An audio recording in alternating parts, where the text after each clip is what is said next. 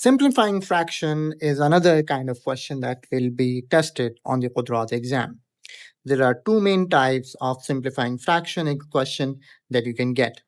There is the question where you would be required to perform addition and subtraction over fractions, and there's going to be a question where you will have to division or multiplication. Let's look at each one of them one by one. Let's start with addition and subtraction. In addition and subtraction questions, what you are tested on is basically is a bunch of fractions and you will have to simply add them. There is one catch over here, which is remember that you cannot add the fractions directly unless all of them have the same denominator. Now over here, if you look at it, the second two fractions are okay because they have the same denominator, which is 7. But the first one does not really have the same fraction. The catch is, if you notice that the denominator of the first fraction is 3.5, which is exactly half of 7, which is the denominator of the second two fractions. So what do I need to do with 3.5 in order to make it 7? I simply have to multiply it by 2, right? Well, remember that you can't just multiply the denominator by 2 on your own. If you ever try to do so, you also need to multiply not just the denominator, but also the numerator with 2. That way, it is justified to do so. Otherwise, you can't really introduce such operations on your own. So once you do that, 12.5 times 2 becomes 25. 3.5 times 2 becomes 7. So as a result, now you have the same denominator beneath all fractions. Well, now you can just write down the denominator once and then write the rest of the numbers together along with the signs. So 25 plus 15 minus 5. Now 25 plus 15 is going to be 40. 40 minus 5 is going to be 35. So 35 divided by 7, which, as we know, is going to be simplified to 7 times 1 and 7 times 5. Again, you need to be able to simplify these fractions to the simplest number possible, which is 5. It is expected to be an option on the MCQ question, so you will select the right number if you know this trick. Now, this is how you would solve addition and subtraction.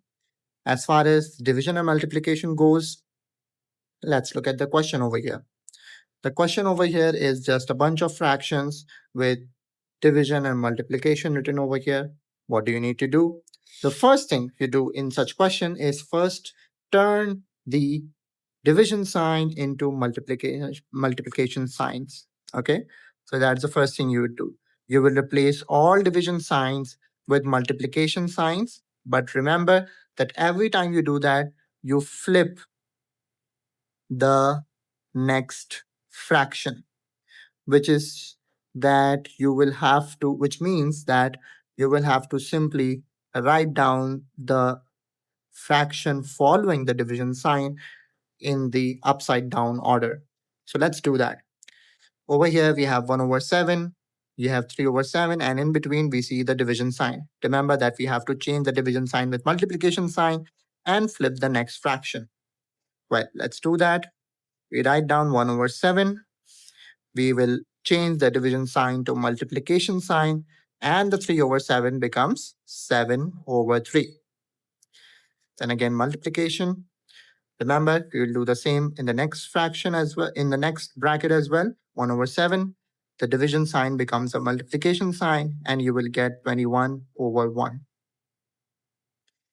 Unlike the addition and subtraction case, you don't really need the same fraction in the case of your fractions. You can just multiply the numerator with numerator and denominator with denominator.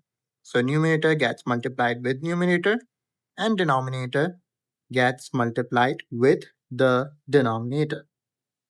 So let's do that. In the first bracket, we get 1 times 7, that's 7. In the denominator, we get 7 over 3. So I'll just write down 7 times 3 over here. Sorry, I said 7 over 3. It's just 7 times 3. So I'll write down 7 times 3 over here. I'm not multiplying it just to save time. Multiplied by, in the second bracket, I have 1 times 21. So that's going to be 21. In the denominator, we get 7 times 1. So that's going to be just 7. Now, we can further simplify it, and that's the reason why I did not multiply the denominator of the first bracket. If you notice, it's 7 over 3, but I can cancel out this 7 with this 7, right? Hence, what we get over here is 1 over 3. Now we can open up the brackets. We get 21 over 7. Now notice that we can again multiply the denominator with the denominator and numerator with the numerator. 1 times 21, we get 21. Divide by 3 times 7, it's a 3 times 7. Again, I'm saving up some time, but actually I can multiply this. So 3 times 7 is going to be 21. And as a result, we know that the answer over here is going to be 1 over 1, which is exactly going to be equal to 1.